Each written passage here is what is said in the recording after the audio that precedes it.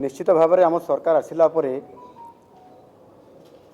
जो प्रथम आमर प्रतिश्रुति थिला मैनिफेस्टो रे तथा घोषणापत्र रे आमे स्थान देइतिलु जे आम सरकार आसिले आमे सरकारी स्तर रे खाली पड़िथिबा सरकारी पदवी को पूरण करिवु आ 1,50,000 खाली थिबा पदवी को पूरण करिवु आ प्रथम 2 वर्ष रे 65,000 युवक युवती को आमे नियुक्ति प्रक्रिया रे स्वच्छता अवलंबन प्रक्रिया रे ताको नियुक्ति देबु। आज होउछि ओडिशार एक गणपर्व रज महोत्सवर तृतीय तथा शेष दिन एवं से गोटे पटे रजर खुशीर आसर रे आमे आज 964 जन को 5टी विभागर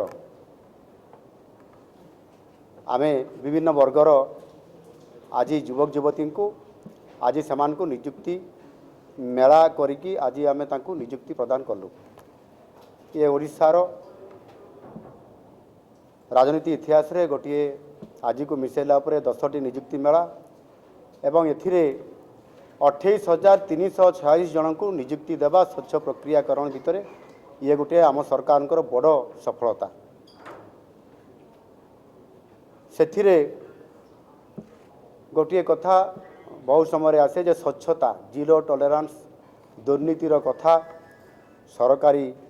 कर्मचारी मध्य अनेक थाए और से आमे मध्य स्वच्छता अवलंबन करने प्रथम प्रक्रियाकरण से आमे आईन भी आनिलु जो आमे जो ओडिशा सर्विस आईन आनिलु आ सेथिरे मध्य आमे ये प्रक्रियाकरण भितर जी भी सामिल हेबो जदि किछि अनियमितता देखा जाए ताहले मध्य तांकु नियम अनुसार 10 वर्ष जेल एवं 1 कोटी टंका पर्यंत जरिमाना ता उपरे लागू हबो। आ यह करने द्वारा मध्य निश्चित भाव में आज पर्यंत 10टी नियुक्ति ये प्रक्रियाकरण भितर स्वच्छता अवलंबन करी आसिबा ये गोटे बहुत बड़ कथा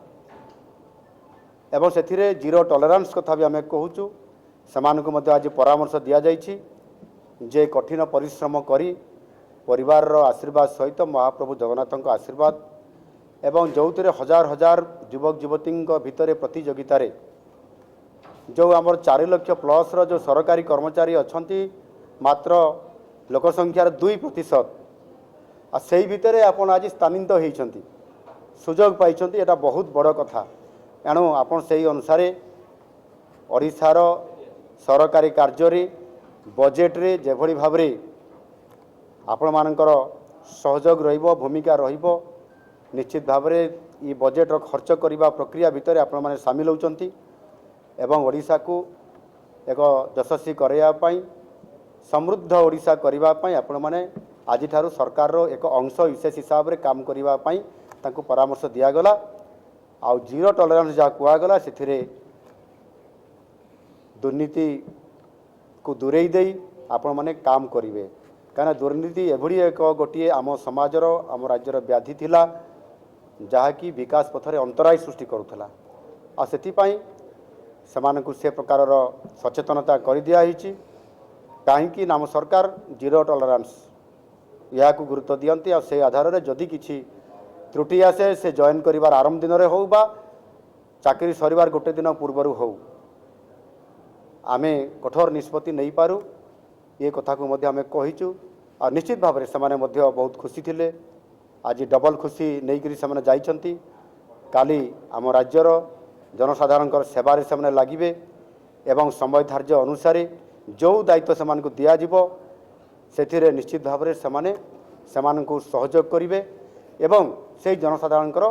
काम थरे करदेले जो आशीर्वाद मिले जो भल पाइबाटा मिले से प्रकार सम्मान और आशीर्वाद साउंटिबे और सेटा ही आपंकर जीवनर बड़ पुंजी हेब ये प्रकार बड़ कथा आज तांको पाखरे रखा जाइछि। निश्चित भाव में आशा करी ये नियुक्ति प्रक्रिया रे आगामी दिन में आहरी 40,000 रु अधिक सरकारी खाली थिबा पदवी मध्य पूरण करा जिवो